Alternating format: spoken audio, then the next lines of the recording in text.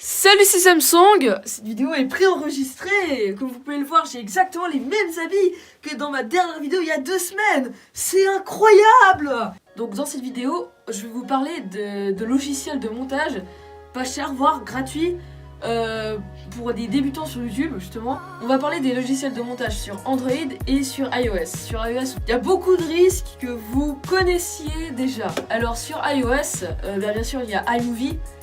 C'est un très bon logiciel de montage avec déjà des musiques dessus, puis si jamais vous pouvez en rajouter d'autres, puis il est très très bon comme logiciel.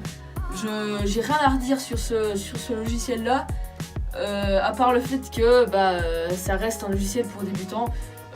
Après il y a justement un logiciel sur Mac qui s'appelle Final Cut Pro qui coûte un peu 300 balles. Et du coup c'est un peu une version d'iMovie énormément améliorée. Du coup je vous conseille ça si vous êtes sur iOS. Maintenant on va parler de ceux qui sont sur Android.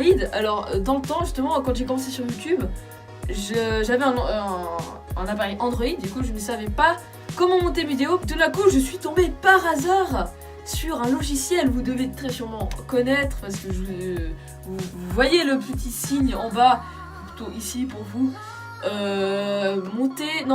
By Cyberlink Power Director. Justement c'est Power Director sur téléphone.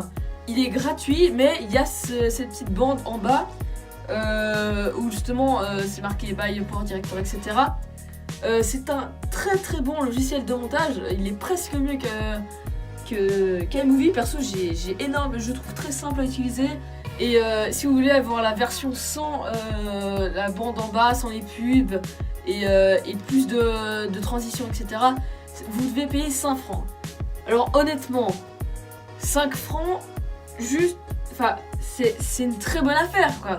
Parce que comme ça, vous avez plus le petit onglet en bas, et puis il y a encore plus de possibilités de montage. Alors je vous conseille vraiment d'acheter Power Director justement à 5 francs sur téléphone plutôt que de laisser la bande en bas.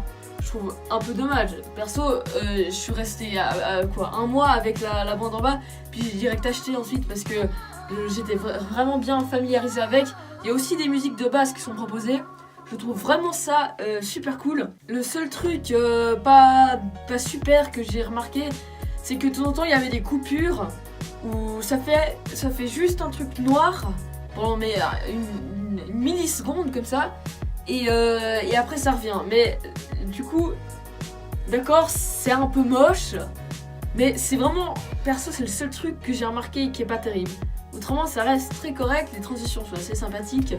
Et en tout cas sur Android j'ai trouvé vraiment quelque chose de super cool qui peut carrément battre iMovie.